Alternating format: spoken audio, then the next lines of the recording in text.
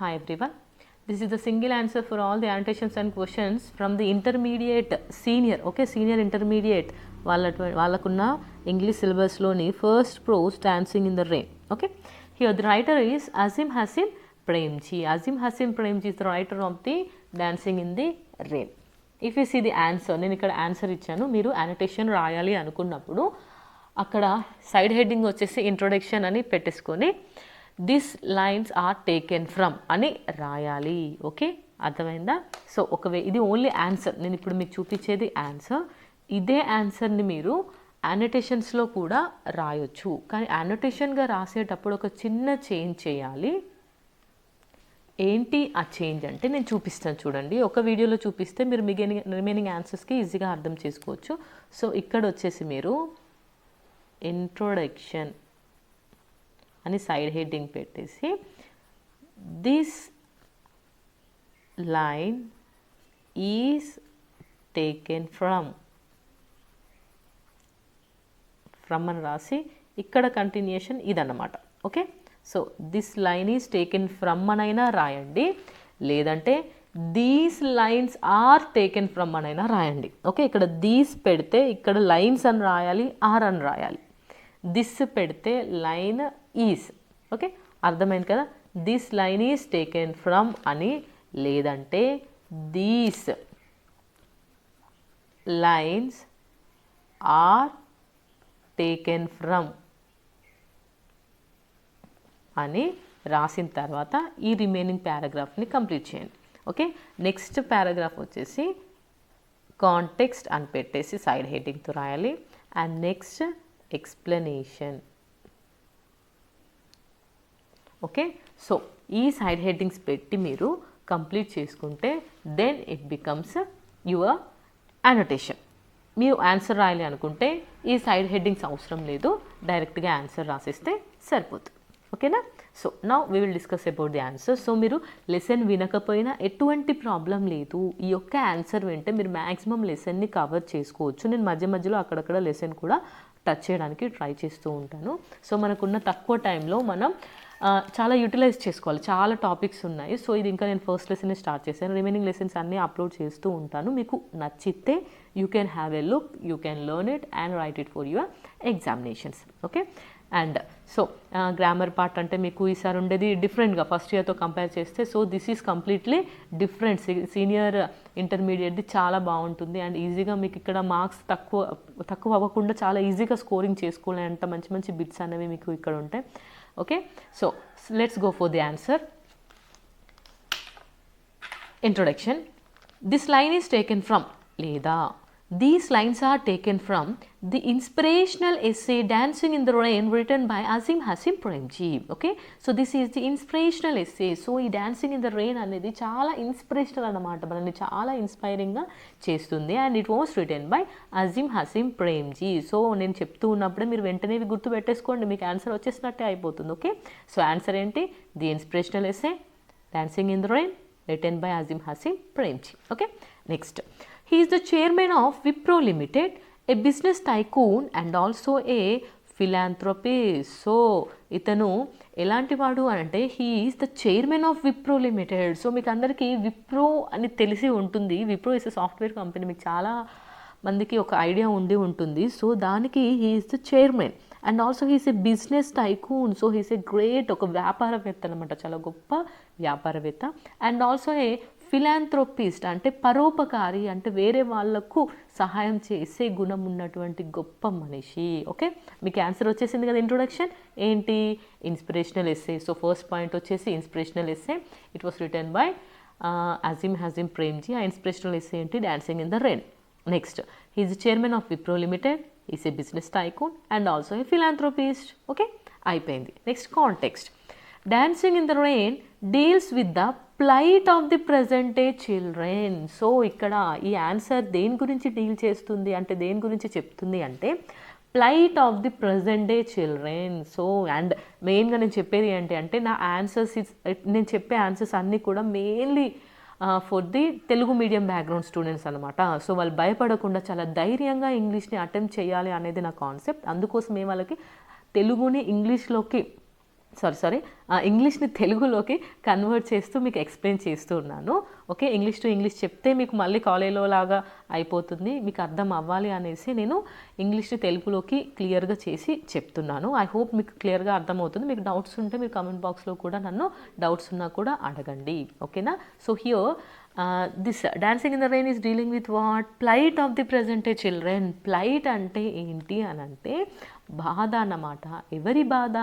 Present day children అంటే ప్రస్తుతం ఉన్న పిల్లలు ఉన్నారు కదా, సో ఆ చిల్డ్రన్ ఉంటారు కదా, ఆ చిల్డ్రన్ యొక్క బాధని, ప్రజెంట్ డేలో ఉన్న పిల్లల బాధని మనకి ఇక్కడ చూపిస్తున్నారు. నెక్స్ట్ ఎక్స్ప్లెనేషన్ అంటే మెయిన్ కంటెంట్ ఆఫ్ ది ఆన్సర్లోకి వెళ్తే, young learners find no time for play or recreation. Young learners, చూసారు ఎంత చక్కగా యూజ్ చేశారు ఈ వర్డ్, యంగ్ లెర్నర్స్ అంట. లెర్నర్స్ అంటే ఎవరు? నేర్చుకునే వాళ్ళు.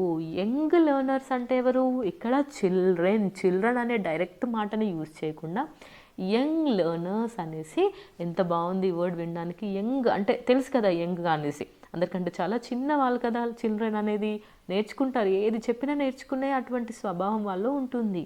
ఆ young learners find no time for play or recreation అంటే పాపం వాళ్ళకి ఆడుకోవడానికి కానీ, ఇంకా కాస్త అలా విలాసంగా ఎంజాయ్ చేద్దామంటే కాస్త టైంపాస్ చేసేయడానికి కూడా అస్సలు టైం అనేది లేదంట. పిల్లలకి టైం ఎందుకు లేదు? ఎందుకు అని అంటే teachers and parents overload the tender minds of children. Teachers ఎక్కడ? స్కూల్స్లో. పేరెంట్స్ ఎక్కడ? ఇంట్లో. స్కూల్కి వెళ్తే టీచర్స్, ఇంటికి వస్తే parents. Overload the tender minds of children. వాళ్ళ టెండర్ మైండ్స్. టెండర్ అంటే ఏంటి? డెలికేట్ అన్నమాట. ఇప్పుడు చెట్టుకు చిన్న లేత చిగురు అనేది ఉంటుంది కదా, అది ఎంత లేతగా ఉంటుంది, పోతూ ఉంటే అది కూడా ముదిరిపోతుంది. కానీ అది లేతగా ఉన్నప్పుడు ఎంత డెలికేట్గా ఉంటుందో మన పిల్లల మైండ్స్ కూడా అంత సున్నితంగా ఉంటాయంట. సో అలాంటి సున్నితమైన వాళ్ళ మైండ్ని ఓవర్లోడ్ చేస్తున్నారు అంటే వాళ్ళకు చెప్పవలసిన దానికంటే కూడా వాళ్ళు ఎక్కువగా బర్డెన్ అనేది ఇస్తున్నారు. ఎవరు? బయట ఎవరో ఇవ్వట్లేదు, వాళ్ళ టీచర్స్ అండ్ పేరెంట్సే ఇస్తున్నారంట. Children suffer a lot both at factories and at school. So దీనివల్ల ఏమవుతుంది? చిల్డ్రన్ సఫర్ అవుతున్నారు, చాలా సఫర్ అవుతున్నారు. Both at factories and at schools. ఫ్యాక్టరీస్లోను స్కూల్స్లోను. ఈ ఫ్యాక్టరీస్ ఏంటి అని చూస్తే చాలామంది బాల కార్మికులు అనేవాళ్ళు మనకు తెలిసే ఉంటుంది. కొన్ని ఫ్యాక్టరీస్లో, జెరీ ఫ్యాక్టరీస్ ఇలాంటి ఫ్యాక్టరీస్లో వర్క్ చేస్తూ ఉంటారు.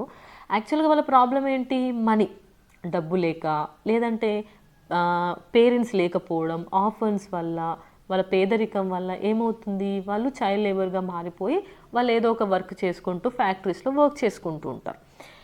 అలాంటి వాళ్ళు సఫర్ అవుతున్నారు. ఇంకొకటి, అన్నీ ఉన్న పిల్లలు ఎక్కడ సఫర్ అవుతున్నారు? స్కూల్స్లో సఫర్ అవుతున్నారు.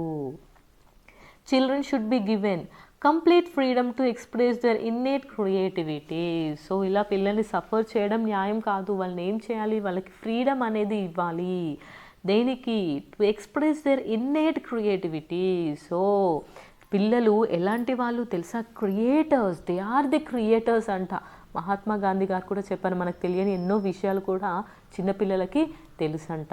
సో వాళ్ళు చాలా క్రియేటివిటీ అనేది ఉంటుంది. మనం వాళ్ళకి ఫ్రీడమ్ ఇచ్చేసి వాళ్ళ లోపల ఉన్నటువంటి ఆ ఇన్నెట్ క్రియేటివిటీని బయటికి తెప్పించగలిగితే we can see new developers అనేసి, మనం కొత్త కొత్త క్రియేటర్స్ని మనం చూడొచ్చు. They must be encourage to explore the world. So వాళ్ళు ప్రపంచాన్ని చూసేలాగా, తెలుసుకునేలాగా వాళ్ళకి మనం ఎంకరేజ్ చేయాలి. Poverty, hunger, parental aspiration and social conditioning should not restrict their freedom. So ఏమవుతుందంటే పేదరికం వల్ల ఇంకొక రీజన్, హంగర్, ఆకలి వల్ల, పేరెంటల్ ఆస్పిరేషన్స్ అంటే పేరెంట్స్కి ఉండే కొన్ని కోరికలు ఉంటాయి, వాళ్ళు తీర్చుకోలేక అవన్నీ వాళ్ళ పిల్లల మీద చూపించాలి అనుకుంటూ ఉంటారు. అండ్ నెక్స్ట్ సోషల్ కండిషనింగ్ అంటే సొసైటీలో గౌరవం కోసం, 10 మందిలో మమ్మల్ని మంచి పేరు రావాలి అనే ఒక్క రీజన్. అంటే ఈ రీజన్స్ అనేవి should not restrict their freedom. పిల్లల యొక్క స్వేచ్ఛకి ఇవి ఎప్పుడు అడ్డు కాకూడదు. వాళ్ళ ఫ్రీడమ్ని ఇవేవి కూడా ఆపకుండా ఉండాలి. Parents and teachers need to change their attitude. వాళ్ళ యాటిట్యూడ్ అండ్ బిహేవియర్ని ఇప్పటికైనా చేంజ్ చేసుకోవాలి. When adults encourage children to learn on their own, society can develop in all respects. ఎప్పుడైతే పెద్దవాళ్ళు పిల్లలకు స్వేచ్ఛనిచ్చేసి ఎంకరేజ్ చేస్తే అప్పుడు వాళ్ళ సొంతగా వాళ్ళని చేయనివ్వాలి. ఇలాగే చేయు అలాగే చేయు అని కాకుండా వాళ్ళని ఓన్గా ట్రై చేయనివ్వాలి. Then only society can develop in all respects. అన్ని కోణాల్లోనూ కూడా డెవలప్మెంట్ అనేది జరుగుతుంది. India can become glorious only when her children are free to dance in the rain. So అప్పుడే ఇండియా అనేది వెలిగిపోతుంది. సో మనం ఎంత చేసినా కూడా మన దేశానికి వెలుగు అనేది ఎప్పుడు వస్తుందంటే పసిపిల్లల నవ్వులలోనే, చిన్నపిల్లలలోని సంతోషంలోనే మన ఇండియా యొక్క సంతోషం, మన వెలుగు అనేది అక్కడే ఉంటుంది. Children are free to dance in the rain. So ఒకప్పుడు పిల్లల్ని స్వేచ్ఛగా వదిలేసేవాళ్ళు. నచ్చినట్టు మట్టిలో ఆడుకోవడము, లేదంటే వర్షం వస్తే వర్షంలో ఆడుకోవడం, ఏదైనా వాళ్ళకి నచ్చినట్టు చేసేవాళ్ళు. కానీ ఇప్పుడు కాస్త వర్షంలో తడవడానికి వెళ్తే వద్దొద్దు జలుబు చేస్తుంది, దగ్గులేస్తుంది, జ్వరం వస్తుంది అనేసి వాళ్ళని రెస్ట్రిక్ట్ చేయడం, మట్టిలో ఆడొద్దు, దుమ్ములో ఆడొద్దు, ఏది చేయొద్దు అనేసి వాళ్ళని రెస్ట్రిక్ట్ చేస్తూ ఉంటారు. సో ఇలా ప్రతి విషయంలోని పిల్లల్ని రెస్ట్రిక్ట్ చేస్తూ ఉంటే దే ఓన్ బెట్ హ్యాబిచువేటెడ్. వాళ్ళు దేనికి అలవాటు పడలేకపోతారు, వాళ్ళు ఇంకా సున్నితంగా మారిపోతారు. అలా కాకుండా పిల్లలకు స్వేచ్ఛని ఇవ్వాలి, అప్పుడే వాళ్ళు అన్నింటికీ అలవాటు పడిపోతారు అనేసి ఇక్కడ చాలా చక్కగా మనకి అజీమ్ హసీం ప్రేమ్జీ చెప్పారు. ఓకే, మీకు అందరికీ ఈ లెసన్ అర్థమైంది అనేసి అనుకుంటున్నాను. Okay, thank you for watching the video. Bye.